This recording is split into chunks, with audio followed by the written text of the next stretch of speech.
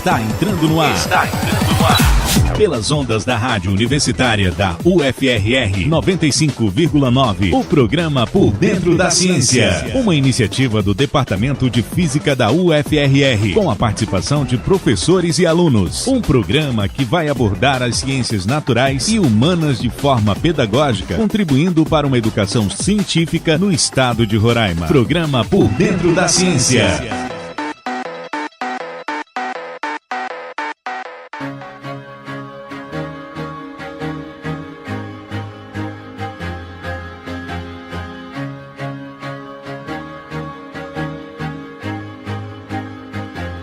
Bom dia, ouvintes, estamos no ar com o programa Por Dentro da Ciência. Estamos com vocês todas as terças, pelas ondas da 95.9 FM, Rádio Universitária. Na apresentação, eu, o professor Roberto Câmara, do Departamento de Física, juntamente com o professor Luiz Henrique, também do Departamento de Física. Bom dia, professor Luiz Henrique. Bom dia, meu caro, bom dia, ouvintes. No estúdio, temos o apoio na técnica de som do operador Leonardo Paixão. Também é aluno do nosso Departamento de Física. Na direção de programação, temos nosso amigo Felipe Reis, diretor do Núcleo de Rádio e TV Universitária.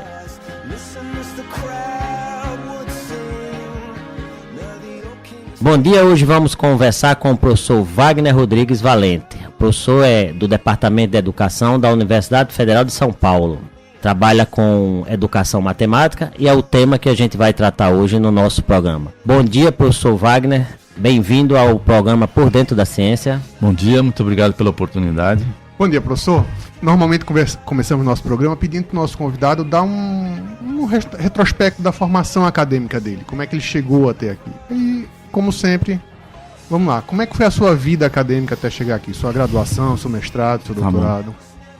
A minha trajetória profissional acadêmica não é muito comum, porque inicialmente eu fiz um curso de engenharia, sou formado pela Escola Politécnica da Universidade de São Paulo. Eu fiz um curso de engenharia elétrica e comecei a trabalhar como engenheiro elétrico, eletricista. Trabalhei um tempo em fábrica, porque minha especialidade era uma especialidade da especialidade, que significa o trabalho de construção de transformadores para usinas hidrelétricas. E eu comecei a trabalhar um tempo como engenheiro, trabalhei 2 anos e pouco. Ao mesmo tempo, desde a pré-entrada na universidade, eu já trabalhava dando aulas de matemática, aulas particulares, enfim. E não me ajustei, digamos assim, à minha rotina de trabalho como engenheiro, porque precisava ficar sempre encerrado nas fábricas, né, onde trabalhei. Wagner, você fez graduação aonde? Eu fiz na Universidade de São Paulo, na Escola Politécnica. Na Politécnica de São Paulo? Isso, E aí a ambiência de fábrica, no sentido de estar sempre fechado, era meio um contraponto daquela ambiência de dar aulas nos cursos, onde a gente viajava, dava aula em vários cursos enfim. Aí eu acabei ficando mais ligado à eu não entendi, você docência. Trabalhava na fábrica e dava aula em cursos? Não, antes mesmo de eu exercer a profissão, ao longo do tempo, quando eu estava fazendo o curso de engenharia, até para me manter no curso de engenharia, porque era um curso, apesar de ser uma escola pública, eu morava na periferia de São Paulo, precisava me manter, então eu dava aulas em cursinhos ou era em escola? Em Madureza, que a gente chama lá no sul, né? Não em escolas regulares, né? Engraçado, então, nós já tivemos outros entrevistados aqui, se eu não me engano o professor Rodney também deu aula enquanto estava na graduação no curso de Madureira. Sim, Madureza, desculpa. Sim, Tá, e você... Isso, aí isso me contrapôs, me mostrou uma possibilidade de trabalho profissional como professor, e então eu acabei saindo da engenharia, acabei saindo da fábrica, até a gente conta sempre um episódio que os alunos perguntam, né, como é que você saiu da engenharia e veio parar na educação. Tem um momento marcante em que eu precisava tomar uma decisão de sair da profissão de engenheiro, porque eu trabalhava numa multinacional sueca, né, que tinha sede lá em São Paulo, e eu ia fazer um estágio em seguida. Depois desses 2 anos de trabalho, eu ia ser enviado para a Suécia para fazer um estágio de aperfeiçoamento e tal. Esse foi um momento marcante em que eu decidi não ir e que decidi um outro rumo para a carreira profissional. Nessa altura, aí eu comecei a a trabalhar de maneira mais ativa, dando muitas aulas em cursos livres, em cursinhos pré-vestibulares. Aquele tempo se ganhava muito bem trabalhando nos anos 70, final dos anos 70 se ganhava muito bem trabalhando em cursinhos pré-vestibulares, de maneira que do ponto de vista de diferenças salariais isso não mudou muita coisa, e o que me permitiu fazer essa opção, digamos assim, né? E aí depois, continuando a trabalhar nos cursos livres, eu vi a necessidade de fato aprender um pouco mais do campo, da área, da docência, da educação. E aí eu fui fazer um curso de pedagogia. E aí eu fiz um curso de pedagogia no período noturno, porque aí já tinha começado a dar aula nas escolas regulares. Levantar uma curiosidade. Como você fez engenharia elétrica, é natural de se esperar que você tendesse para uma área de fazer um mestrado na área de ciências exatas. Mas aí você vai trabalhar como professor. O que é que desperta você ir para a área de pedagogia? Porque eu trabalhava, então, como eu disse, nos cursos livres, e aí começou a aparecer a oportunidade de trabalhar em colégios regulares. Então, de maneira um tanto precária, porque não era licenciado. E então isso me levou a conversar com os colegas e tal. Eu comecei a trabalhar em organização. Tem um pouco de, como eu posso dizer, uma facilidade de juntar, organizar gente. O exemplo que a gente está realizando aqui é talvez um exemplo disso. E o coordenador pedagógico àquela altura precisou se ausentar, e eu, de maneira oficiosa, me tornei um coordenador da escola. E enfim, e aquilo me despertou para conversar com os professores, mas ter um pouco mais de embasamento com aquilo que era conversado, né? Na verdade, essa pergunta que o professor Roberto fez, eu ia fazer. Agora, então, deixa eu só mudar um pouquinho. E por que não retornou? O senhor agora trabalha em matemática. Por que não retornou, de repente, para a docência na engenharia? Então, eu não retornei na docência da engenharia porque eu fiquei na escola básica, na verdade, né? Então, a experiência era na escola básica.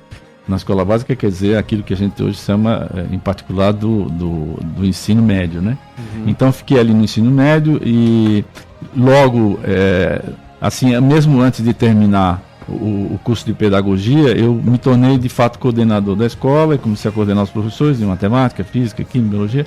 E aí isto me levou a permanecer na escola básica. E aí, por um desses acasos assim que acontece, que não são programados, e acabam decidindo muito a continuidade do trabalho, da trajetória que a gente tem, quer dizer, nada programado. Eu sou uma pessoa de Santos, eu moro em Santos, né? Enfim, e encontro num domingo que está se andando na praia, encontro um colega, onde é que você está e tal? Não, estou trabalhando como coordenador pedagógico da escola tal, e tal, e nosso trabalho cansativo e tal, e a esposa desse colega disse assim: você devia fazer um mestrado agora, né? Devia fazer um mestrado. E eu disse: mestrado? Como é isso aí, né? Tal. Aí disse: um mestrado, tal. E aí me deu informações e tal. E eu fui então procurar um mestrado na área da educação, né? E aí foi desenvolver trabalho em que área, professor? Então, assim, mas em que linha de pesquisa? Então, aí fui para um mestrado. Aonde? Na PUC de São Paulo. Né? E também, mesmo não conhecendo a vida acadêmica e tal, também considero que foi uma sorte, porque nesse mestrado eu acabei tendo contato com professores que eram, àquele tempo, professores referência de trabalhos sobre educação, né? Professor Demerval Saviani, professor Maurício Strattenberg, enfim, muitos professores que depois mudaram de instituições. Mas, enfim, eram professores muito reconhecidos, nacional e alguns até internacionalmente. Então, fiz um curso de mestrado que hoje se chama Mestrado em História e Filosofia da Educação. E nesse curso, a partir desse curso, começou a aparecer o interesse por um foco de trabalho que permanece até hoje, que é o saber docente, que é aquilo que a gente chama de saber docente, né? Quando você fala um foco, você já trabalhou isso no seu mestrado? Conta pra gente qual foi o seu trabalho de mestrado. Então, o trabalho de mestrado, veja, e aí acho que tem a influência dessa formação nas exatas anteriormente. Era uma discussão do saber propriamente dito. Quer dizer, quando o professor trabalha, o saber que ele mobiliza para ensinar crianças e adolescentes e jovens e adultos, esse saber, ele é o saber científico, vamos dizer assim, né? Essa era uma primeira pergunta que aparecia lá. Que saber é esse, né? E aquela altura, aquela altura significa a década de 80. Os trabalhos educacionais as pesquisas educacionais estavam muito voltadas e entrelaçadas com influências da sociologia, né? Influências da psicologia um pouco mais tardiamente, influências também da antropologia. E a resposta à pergunta, bom, que saber é esse que o professor mobiliza para trabalhar com um aluno, seja ele na matemática, na física, na química, quer dizer, que saber é esse aí, né? Wagner, quando você fala, eu, professor Luiz Henrique, a gente tem atuado desde 2014 no curso de mestrado em ensino de física, da Sociedade Brasileira de Física. E dos objetivos desse curso é trazer mais uma vez o professor que está lá no ensino médio para uma renovação de conhecimentos. Quando você fala esse saber científico, é o conteúdo que o professor deve saber ou é como passar esse conteúdo? Explica um pouco esse conceito do saber do professor, esse científico. Sim.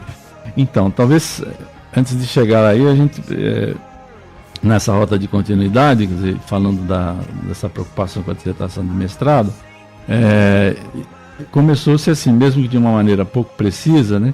O saber docente, porque àquela altura, a gente está falando de década de 80, você não tem incisivamente trabalhos que estejam falando disso de uma maneira enfática, ou de pesquisas que falam disso.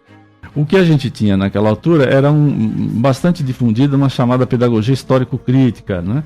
A gente tinha ali bastante influências da sociologia de cunho marxista, gramsciano, e essa sociologia, ela dava a resposta assim, quer dizer, o saber que está envolvido na escola, quer dizer, o saber que o professor trabalha, o saber de formação do professor e tal, é o saber historicamente acumulado. Essa era uma resposta meio que padrão, né?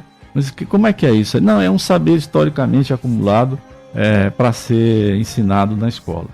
Mas isso não se especificava, quer dizer, isso era tratado como uma categoria de maneira muito ampla, genérica, né? E aí a questão da matemática, mas é a matemática, como é que é isso aí, né? Aí Desculpe interromper, professor, é como se não houvesse absorção de novos conhecimentos, é isso? Não, era como se, olha, eu não tenho uma resposta precisa sobre que saber é esse, eu só sei que ele vem se acumulando historicamente, não é? Então era essa resposta que a pedagogia histórico-crítica, que então estava em voga, dava para o saber envolvido na escola, né?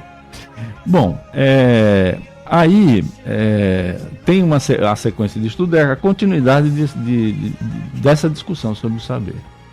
Nesse sentido, aí eu mudei de instituição, eu fui fazer o doutorado na USP, na Faculdade de Educação, e logo no primeiro ano eu já tinha feito várias disciplinas como ouvinte, e logo no primeiro ano surgiu a oportunidade de eu fazer um doutorado sanduíche na França, né? E eu fui praticamente logo depois do primeiro ano de doutorado. Quando cheguei na França, eu já tinha alguns estudos que até hoje a gente tem valorizado, a partir de autores que discutem a chamada história das disciplinas escolares, né? Então, quer dizer, a resposta sobre que saber é esse começa a ficar mais precisa no âmbito de alguns autores franceses e mesmo ingleses, que dizem assim, olha, esse saber está posto na forma de disciplinas escolares, que não são verdadeiramente disciplinas científicas, né? Então, uma coisa são as disciplinas científicas, as disciplinas no âmbito da academia, no âmbito do ensino superior, e a outra coisa são as disciplinas escolares. Então, essa teorização, eu comecei a trabalhar com essa teorização, de assim, bom, então o saber escolar, aquilo que está presente na escola, aquilo que o professor mobiliza para ensinar alunos, enfim, em graus mais diferentes, ele está estruturado na forma de disciplinas escolares. Bem, aí eu fui para a França e já tendo um pouco essa leitura aqui, e eu fui trabalhar num instituto de pesquisa lá, que hoje nem existe mais por conta do governo Sarkozy, que acabou com o instituto de pesquisa, do mesmo jeito que a era Fernando Henrique Cardoso acabou com os institutos de pesquisa no Brasil. O doutorado também é pela PUC? Não, o doutorado foi pela Universidade de São Paulo, né? Sendo sanduíche. Sendo sanduíche, né? E lá tinha um instituto chamado Instituto Nacional de Pesquisas Pedagógicas, lá em Paris.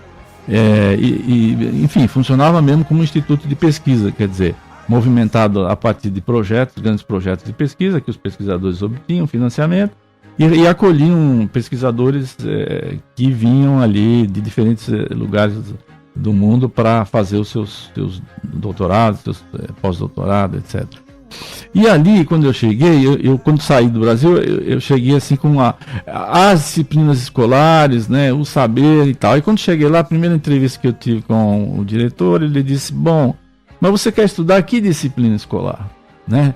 E eu naquela altura assim, bom, agora não vou falar que eu quero estudar todas, né? Porque cada disciplina tem uma trajetória de constituição, etc. Né? Não seria natural essa resposta, já que você trabalhou lá no mestrado, tendeu para o ensino de matemática, exatamente, pelo que eu entendi. Aí eu respondi, eu quero trabalhar com a disciplina matemática. Pronto, aí voltou a formação inicial, né?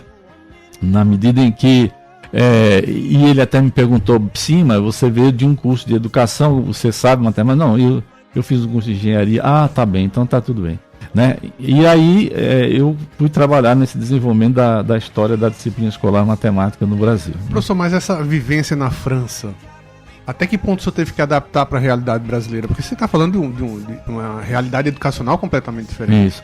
É muito interessante essa pergunta, porque como eu acabei fechando o projeto e canalizando o projeto para discussão da história da disciplina escolar matemática no Brasil, né, o que a gente percebe nos estudos e nos levantamentos preliminares era que, em primeiro lugar, a gente precisava eleger uma fonte principal ou as fontes de pesquisa que mais poderiam ser convenientes para estudar esse desenvolvimento da história da disciplina escolar matemática. E a fonte que foi escolhida por mim, eu já tinha experiências de trabalho também no mestrado, eram livros didáticos, né? Então aí comecei a trabalhar com livros didáticos. E quando a gente começa a pensar na trajetória histórica, no recuo no tempo, começa a aparecer informações que os primeiros livros didáticos brasileiros, os primeiros livros didáticos de matemática que foram usados no Brasil, eles foram impressos na França. Né? A gente tinha livrarias aqui, mas as editoras elas eram francesas. Mas né? Eram de autores franceses os livros? Não, alguns eram de autores franceses, mas em grande medida eram de autores brasileiros, né? Acontece que a Biblioteca Nacional da França, ela tem o chamado dépôt, quer dizer, qualquer livro que é impresso na França, a sua primeira edição tem que ser depositada na biblioteca. Então, a grande parte desses livros a gente não tem aqui no Brasil, e as primeiras edições desses livros tem lá, né? Estão lá. Então, isso justificou plenamente a minha estada lá. Esses livros eram de que década? Esses livros eram do começo da segunda metade do século XIX, não é? Então, livros de matemática propriamente dito. Mas eu recuei mais no tempo, porque eu recuei ao tempo da vinda dos portugueses para o Brasil e da constituição do país, não é? E aí eu passei a estudar uma primeira parte que foram as academias militares, né? E para discutir uma coisa que foi cara na tese, que era, do ponto de vista da história da educação, sempre ficou consagrada a ideia de que os colégios jesuítas é que iniciam e... Então, se os colégios jesuítas é que dão o pontapé inicial no sistema educacional da colônia, então a gente deveria procurar lá os ensinos de matemática, que se começa por ali, né? E na verdade, os ensinos de matemática, eles não começam pelos colégios jesuítas, porque os colégios jesuítas não valorizavam o ensino de matemática, né? Quem valorizava o ensino de matemática eram as escolas militares, né? E as escolas militares estão aí desde sempre, né?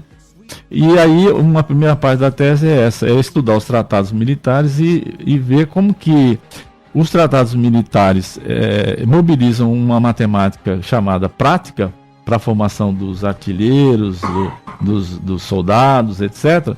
E justamente essa matemática prática é que vai se constituindo como uma matemática para os livros didáticos de matemática. Esses colégios militares que você resgata lá na vinda dos portugueses deve ter sido mantido pela coroa. Sim, mantido pela e coroa.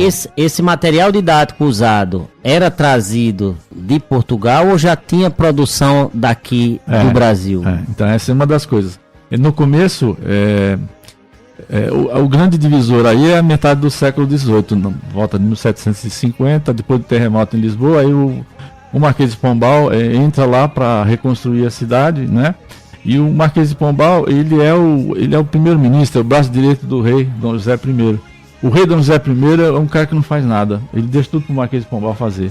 Então o Marquês de Pombal, ele tem uma formação na Inglaterra, então ele tem uma formação iluminista, e ele chega em Portugal, que está ali depois do terremoto, que está ali nas trevas da Idade Média, e ele fala, deixa comigo que eu vou modernizar o país, né? Então, na toa que ele pega e fala, primeira coisa, expulsa os colégios jesuítas, que eles são o sinônimo do atraso aqui, né? E eles formam gerações que tornam esse país atrasado, né? Não é assim, a gente tem que formar uma nova razão, uma nova perspectiva. Então, expulsa os jesuítas e cria escolas, né? E vai se aliar com outras congregações rivais dos jesuítas, porque naquela altura todo o ensino é religioso, né? Não tem. E depois ele vai começar a construir esse sistema educativo. Isso tem reflexos no Brasil, e ele é um camarada tão empreendedor, o Marquês de Pombal, que ele, sim, veio da Inglaterra. Ele diz assim, olha, quais são os exércitos melhor aparelhados aqui na Europa? Exército napoleônico, né? Então, quem é que forma os militares do exército napoleônico?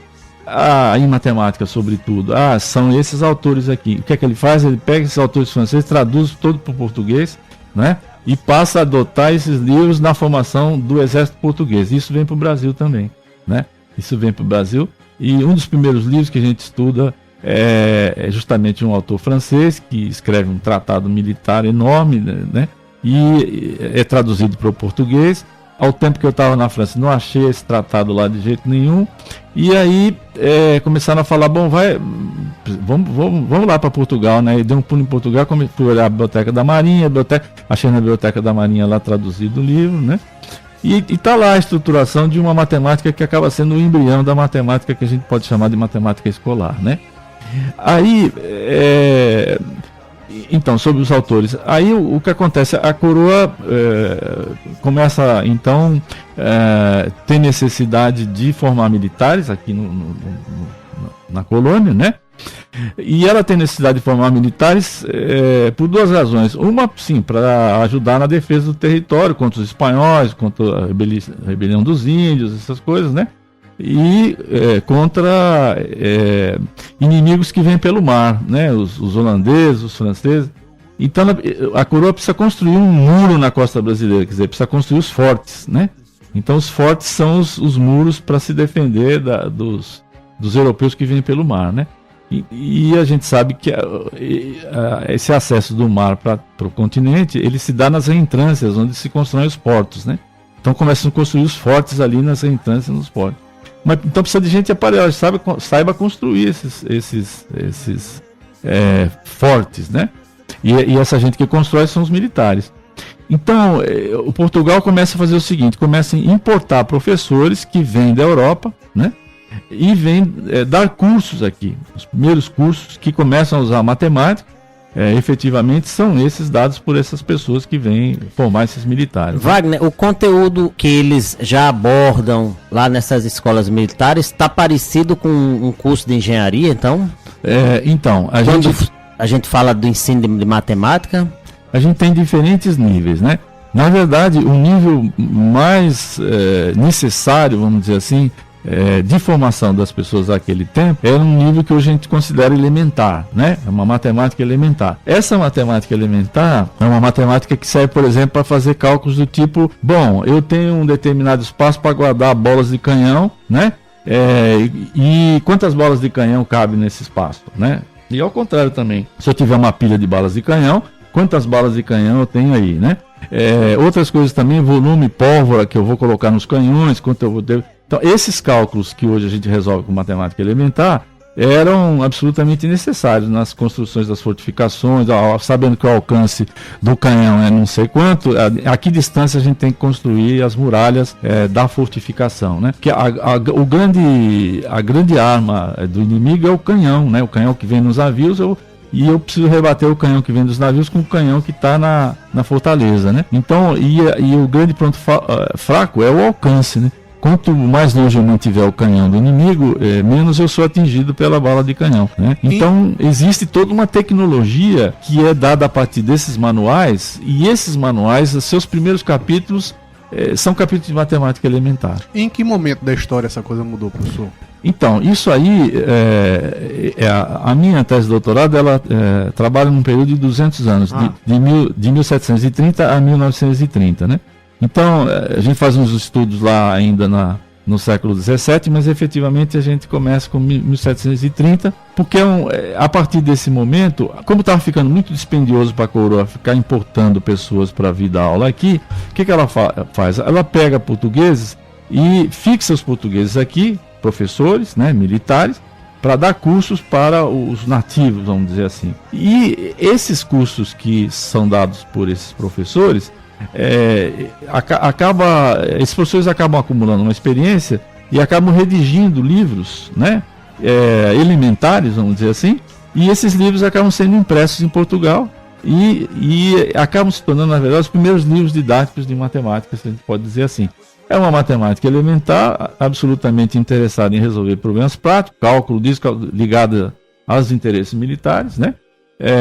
E a partir disso, a gente tem, digamos, a estruturação de uma matemática escolar, de uma matemática elementar. Matemática da escola jesuíta não era assim, quer dizer, claro, se a gente falar nos colégios jesuítas, 2 níveis, né? Um nível que os jesuítas não estavam interessados, mas eles tinham algumas escolas, as escolas de primeiras letras, vamos dizer assim, né? O curso primário, né? E o que os jesuítas queriam era trabalhar com os colégios, trabalhar com a elite dominante que participava dos colégios, né? E nos colégios, uma formação clássico-literária, não tinha nenhuma pendência para... E se aparecesse ali a física, a matemática, era do ponto de vista filosófico de pensar o mundo, né? Não era a parte prática? Não, a parte prática era considerada menor, né?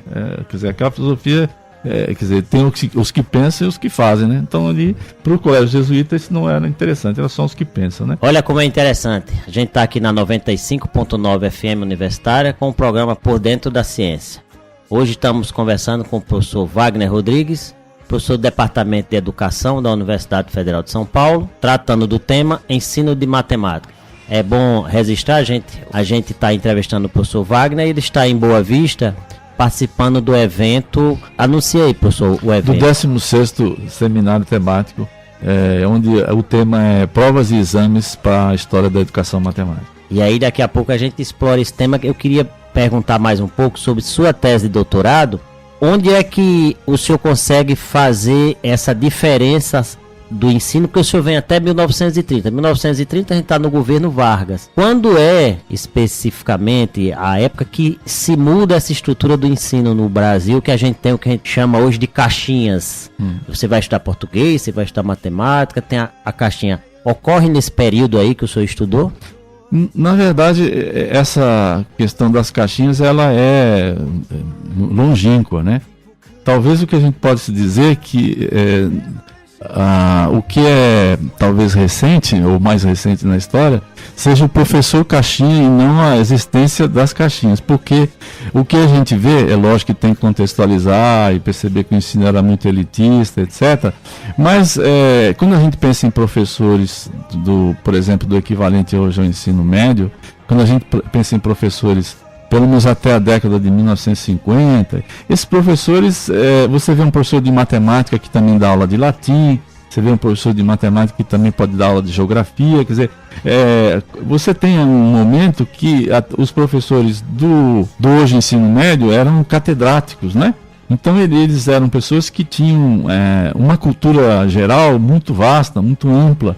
Então, apesar deles darem aulas de matemática, essas aulas eram, imagina-se, né, historicamente, elas não eram aulas caixinhas, né, eles não estavam, por conta até da cultura geral que eles tinham, né. Agora, à medida que vai ocorrendo a profissionalização, que a profissionalização docente vai caminhando, a especificação, ela acaba levando a essas caixinhas, né, quer dizer, o professor acaba se identificando como você é professor, mas a segunda pergunta que vem, para qualquer pessoa que nos pergunta o que é que a gente faz, é professor do quê? Né? Então, eu não sou professor, assim, eu sou professor do quê? Eu sou professor de matemática, de física, de química, né? Então, isso faz parte da construção da própria identidade e está ligado à história da profissão docente, né?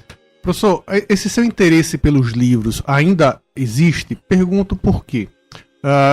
Eu e o professor Roberto, para os nossos ouvintes terem uma ideia, nós estamos na faixa dos 50 anos.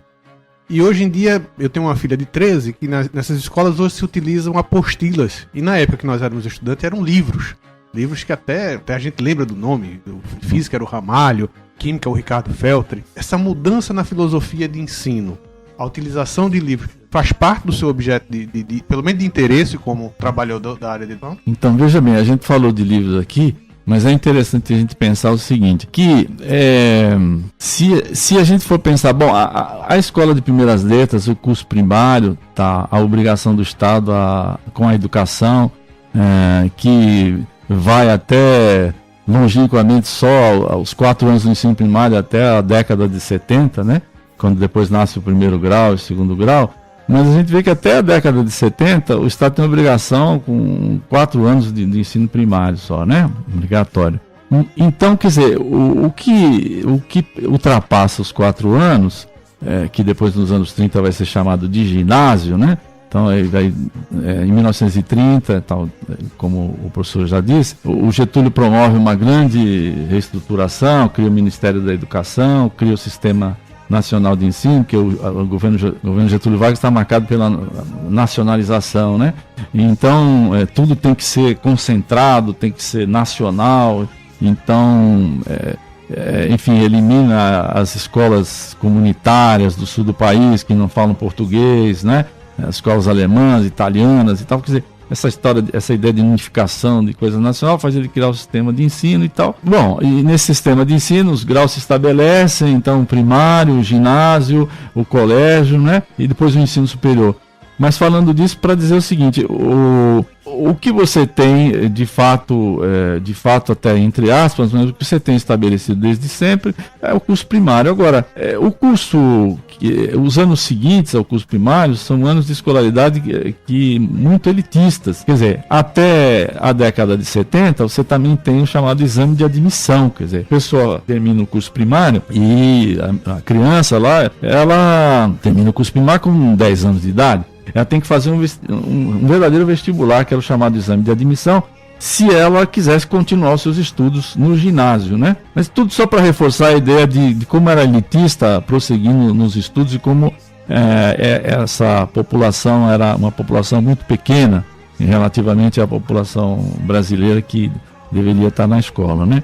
Então, desde o século XIX, desde a metade do século XIX, isto é uma situação que, desde sempre, é uma situação que permanece, né? Esse elitismo daqueles que pretendem estudar pós-curso primário. E isso se revela sempre em exames. Isto é, o que acontecia na trajetória escolar daquele que poderia segui-la na sua totalidade? Ele fazia um curso primário, em geral, se fosse uma família abastada, ele nem fazia um curso primário numa escola normal, ele tinha preceptores e tinha quem os ensinasse e tal. Depois, se ele quisesse avançar nos estudos, você não tinha um curso regular depois do curso primário.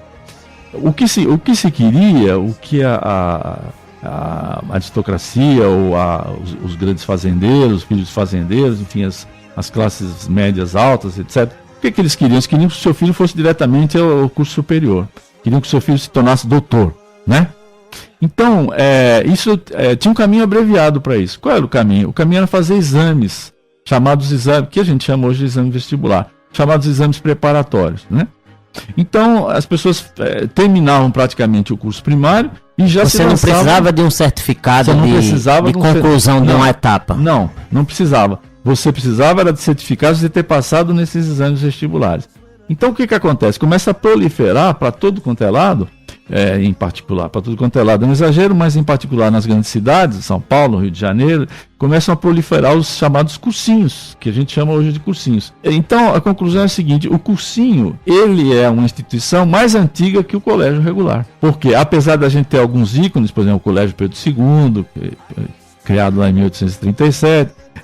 Você tem, na verdade, aquilo para a qual ocorre a maior quantidade de alunos é para os cursos preparatórios, já que eu não preciso apresentar certificado de conclusão de cursos até chegar na universidade, eu preciso só, nos dias de hoje, só passar no vestibular, né, para aceder ao curso superior. Então eu vou fazer o seguinte, eu vou me preparar nos cursos superiores que vão me preparar em termos da prova que eu vou fazer, né?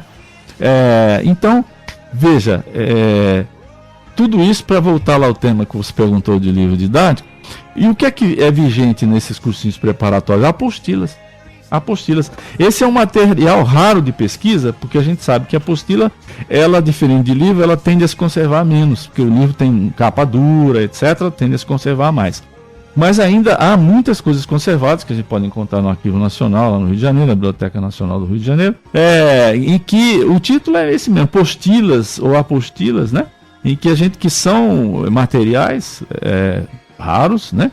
Mas que são materiais que circularam muito. Mas didaticamente eles têm validade? Pergunto por quê. Porque hoje você vê essas apostilas, o professor que vai dar aula, isso eu acompanho porque eu tenho uma filha pequena, acompanhei a vida acadêmica de um sobrinho meu que estudou numa escola aqui de Boa Vista, e já vem tudo mastigado, tá entendendo? Eu participei de uma banca de um concurso em que uma candidata era professora de uma dessas escolas, ela não tinha conhecimento básico que aluno meu que está no segundo semestre, se não souber eu reprovo. Sim. E ela era formada. Sim. Então assim, a impressão que dá é que essas apostilas facilita a vida para quem quer passar por esses exames, mas facilitou demais a vida do professor, que não tem necessidade de aprender, como eu e o professor Roberto, e o senhor também, porque nós vivemos numa época em que os livros tinham conteúdo. As apostilas, pelo menos as atuais, não tem nada.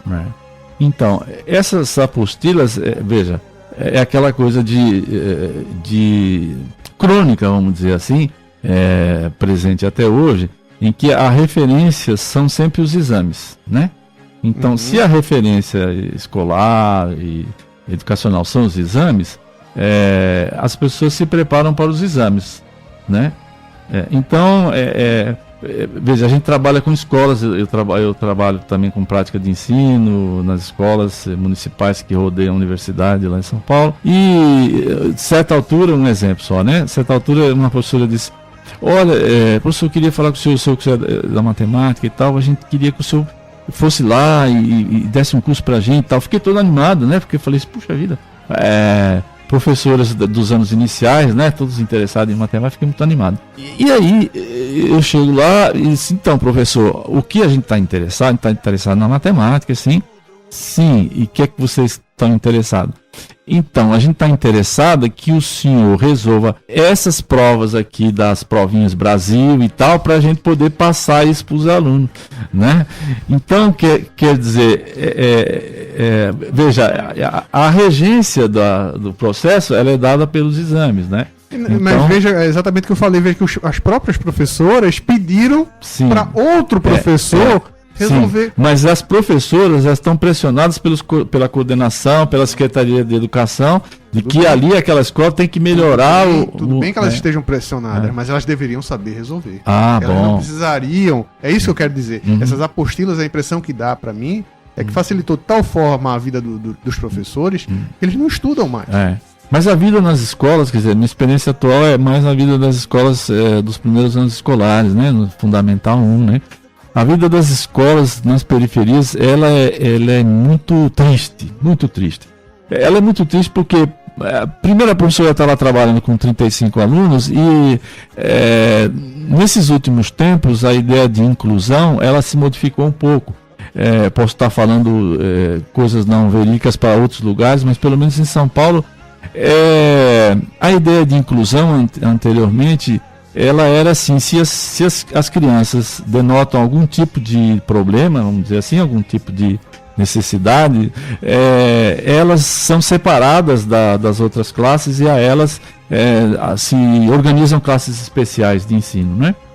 Essa ideia acabou se revelando superada, vamos dizer assim, pelos estudiosos de educação especial, a isso se agregou a ideia de inclusão é que essas crianças estejam nas classes normais, né? E isso me parece a ideia mais atual de pensar a inclusão. O que acontece é que, então a professora tem lá os seus 35 alunos, né, quando não tem mais, e ela, em meio a esses 35 alunos, ela tem um aluno que tem problemas auditivos, né, e deficiências, enfim, ela tem situações ali a qual absolutamente não tem nenhuma preparação lá para. Então é uma coisa muito triste, para além digamos, da pobre formação que ela teve para estar ali, né? Ela teve uma formação em geral muito precária, né? Por conta do salário, todas aquelas coisas que a gente sabe da profissão docente que não é atrativa, etc, né? E o interessante, Wagner, eu costumo dizer, esse tempo que a gente está envolvido no ensino, eu não vejo perspectiva de mudança, não. Eu acho que o sistema tende cada vez mais para uma situação pior no ensino público. Eu não vejo. Você falou uma coisa muito importante. Mesmo que o professor queira, a professora queira, o sistema não deixa. O sistema não deixa. Imagina como é trabalhar com isso no dia a dia. Você que vive lá numa periferia de uma cidade grande. A periferia de Guarulhos. Bom, no final a gente tem que ser esperançoso e tal, mas não pode ser ingênuo, né? Então, quer dizer, junto da ingenuidade a gente tem que pensar que isso muda, isso é decisão política, né? Tem que mudar a partir de decisões políticas, né? Wagner, deixa eu recuperar um pouco o nosso papo, estava bem interessante. Então você vai fazer o doutorado, não que esse não esteja, também tá, mas como a ideia é divulgação científica, eu queria recuperar mais o seu tema de doutorado. Você vai procurar essa ideia do saber científico, né, que o professor tem, e do saber geral, se eu não me engano. Essas duas coisas. E você continua trabalhando com isso. O que é que eu posso dizer? Porque quando você falou o saber científico, me corrija, quando você falou o saber científico e o saber escolar, essa divisão, o saber escolar é o que eu vejo até o ensino médio. O saber científico traduzindo para matemática, é cálculo, é integral, é diferencial. É essa a fronteira entre um conceito e outro? Explica pra gente. Então, tem várias tendências, várias correntes, diferentes correntes que discutem essa relação, né? Correlação, quer dizer, a relação, digamos, no campo da matemática, a relação da matemática superior com a matemática elementar, vamos dizer assim, né? Então, qual seria essa relação? Quer dizer, há uma perspectiva que diz assim, olha, a matemática elementar, ela tem uma relação com a matemática superior pela própria caracterização do que é elementar, quer dizer, o elementar são os primeiros degraus que devem ser ensinados para a criança, ao longo da sua escolaridade, chegar à matemática avançada, né? Então, essa é uma concepção, e é uma concepção em geral defendida pelos matemáticos, vamos dizer assim, né? E que se resume nesta ideia de que o que a gente ensina de matemática na escola nada mais é do que um nível diferente, um nível inferior daquela matemática universitária, daquela matemática. Bom, então essa é uma concepção.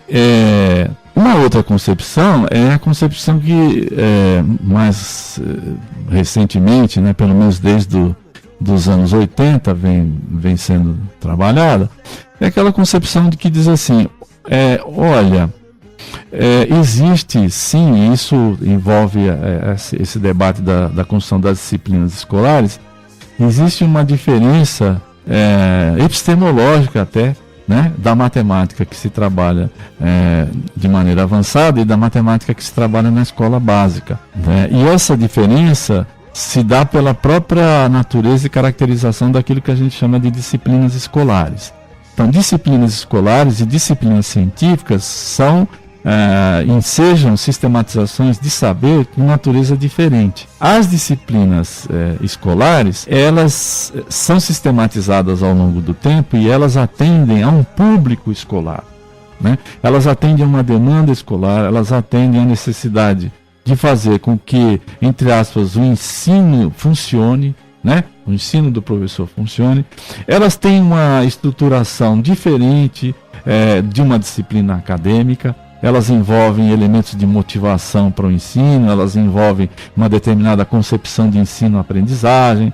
Então, elas têm componentes que constroem esse saber escolar, vamos dizer assim, ensejado nas disciplinas, que a faz diferente das disciplinas científicas. Agora, é claro que elas mantêm uma relação com a disciplina científica, né? Elas não são apartadas das disciplinas científicas. A matemática escolar não é separada da matemática, mas ela tem uma natureza diferente. Aí aparecem outras tendências para dizer, bom, tá, e como que essa matemática escolar se relaciona com a matemática científica, vamos dizer assim.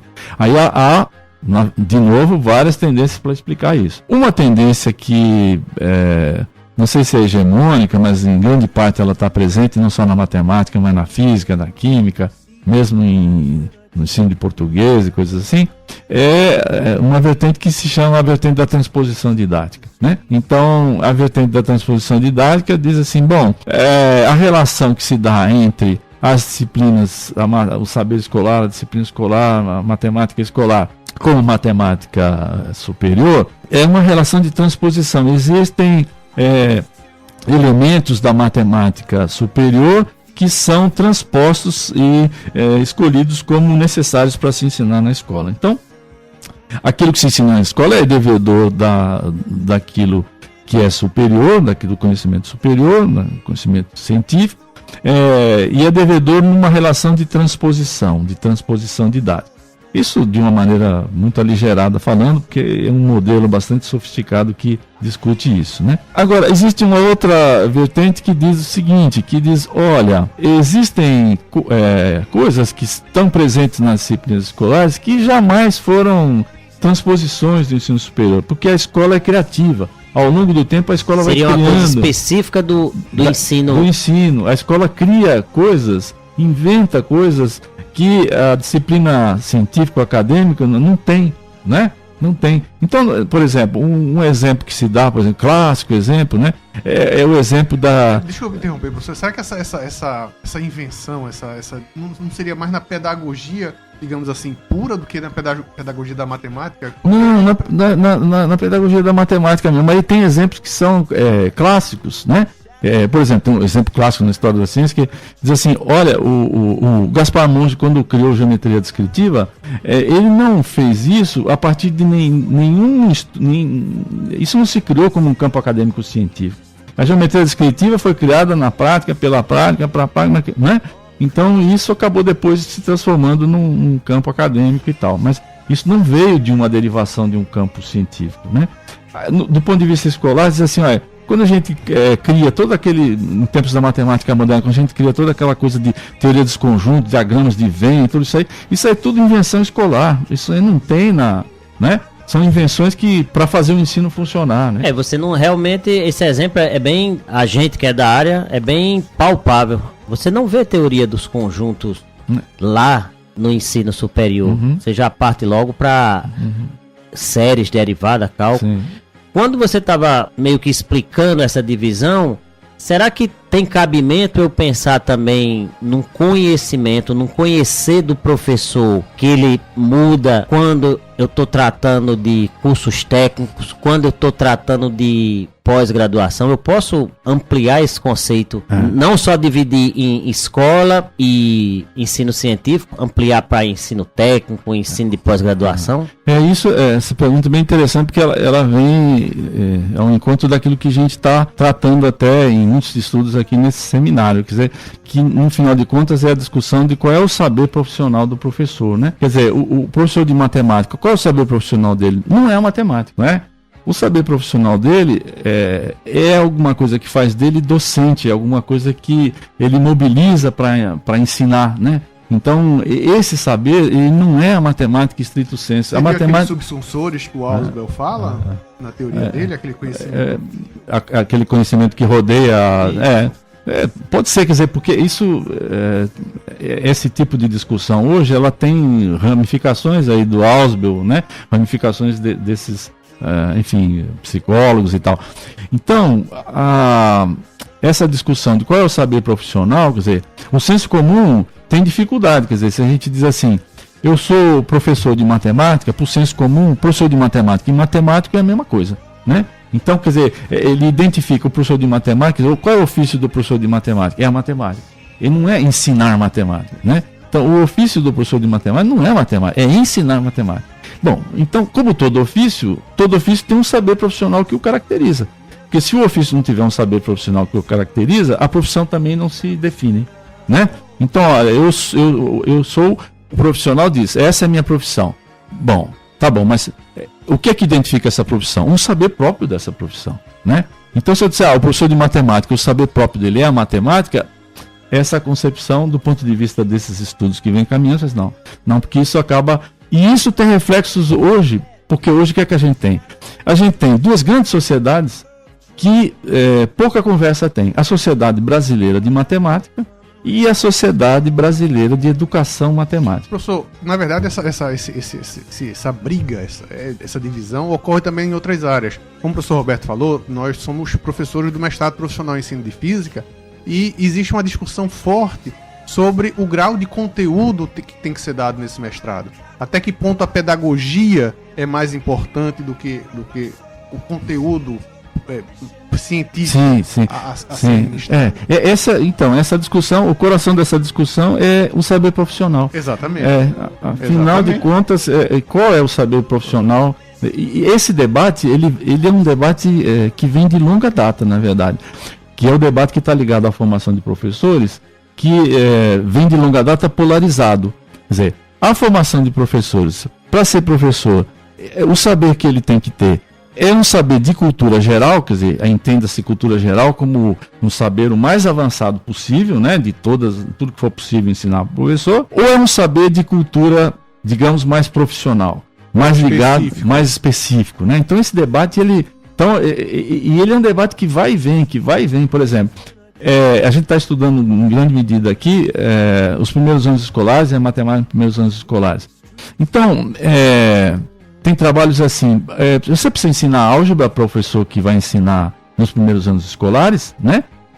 Se o professor dos primeiros anos escolares não vai ensinar álgebra para os alunos, por que ele tem que aprender álgebra, né? Então, aí começa essa, né? Houve um tempo na história também que assim, tem que ensinar trigonometria.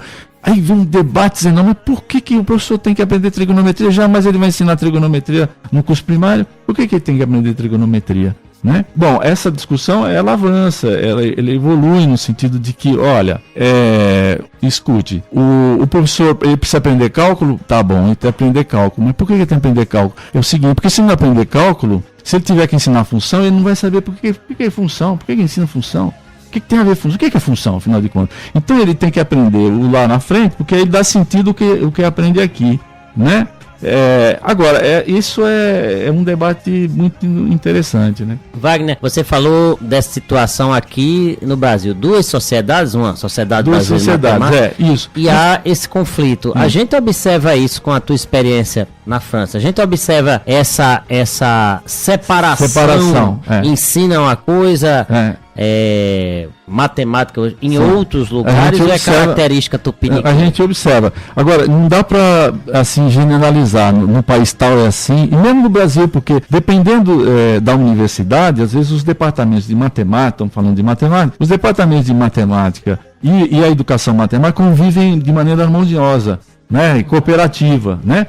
Agora, isso não é regra, né? Em grande medida eles estão em debate. Por exemplo, dá um debate agora que o colega acabou de mencionar lá. Tem uma colega que trabalha numa universidade pública, ela é da área da educação matemática, e lá no colegiado do seu departamento existem 44 professores. 40 professores são da matemática. 4 professores são da educação matemática. O que é que vai acontecer? Ela vai se aposentar agora, vai abrir uma vaga, né? E os matemáticos já estão pegando essa vaga para eles, e aí vai ficar 41 vagas e 3 vagas para educação matemática. E o pessoal da educação matemática vai perder no voto. Vai perder no voto, porque 40, né? Não precisa nem, né? Então, esse debate existe do ponto de vista da luta de poder, de assegurar cargos, mas ele existe também em termos de política pública para o ensino de matemática. Por exemplo, hoje e sempre até agora, quem tem dominado as políticas para o ensino de matemática é a Sociedade Brasileira de Matemática, né? Então o governo federal e governo progressista e esse governo golpista, enfim, esses governos todos, eles trabalham nesse nível do senso comum de pensar, não, quem cuida melhor do ensino de matemática é matemático, né? Então faz as Olimpíadas de Matemática e as Olimpíadas de Matemática são vendidas assim como... As Olimpíadas de Matemática, elas vendem a ideia de que só alguns são bons para matemática, no final de contas. Né? Então só alguns conseguem ter medalhas e tal. Claro que o camarada vai dizer, não, mas quando eu estabeleço uma Olimpíada de Matemática, eu chamo atenção para matemática. Sim, você chama atenção, mas aqueles todos lá que não foram classificados, o que vão dizer? Não deu para matemática, né? Quer dizer, matemática é só para alguns se sentem excluídos. Quer dizer, essa não é alguma coisa que tenha que se valorizar. Né? E esse teu exemplo aí é bem interessante, porque você vê o nível de recursos que o governo coloca na Olimpíada de Matemática. E agora tivemos a felicidade / infelicidade, né, da matemática brasileira ser guindada à elite da matemática mundial, o que vai reforçar mais ainda, paradoxalmente, os problemas do ensino de matemática. Pois né? é, a gente põe na Veja lá, nas páginas amarelas da Veja, o Marcelo Viana, que ganha prêmio lá, né, que é o presidente do INPA e tal, que está sentado numa montanha de dinheiro para fazer tudo lá por causa disso. O que é que ele fala? Ele expressa concepções absolutamente retrógradas sobre o ensino de matemática, né? Então, mas, enfim... É aquele pensamento do matemático, não do cara que é da área de ensino de matemática. Professor, eu e o Roberto já ouvimos em reunião do departamento que ensino de física não era física. É por aí. Pronto. E é um debate longo. Wagner, olha, muito interessante o programa. Infelizmente, a gente tem um tempo e essa tua trajetória esse dado que você deu dos primeiros livros do Brasil serem publicados, terem sido editados lá na França, foi fantástico, viu?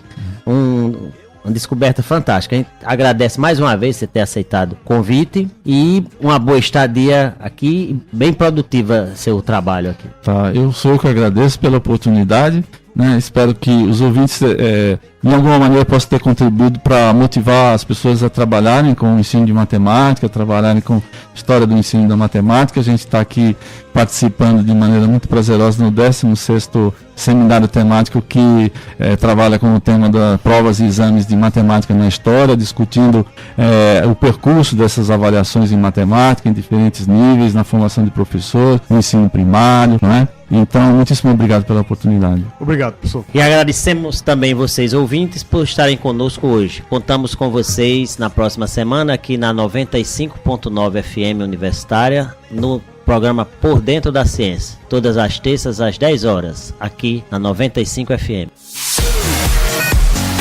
Você acabou de ouvir Por Dentro da Ciência, um bate-papo científico com colaboração do Departamento de Física da UFRR e que vai ao ar todas as terças às 10 horas pelas ondas da Rádio Universitária 95,9 FM.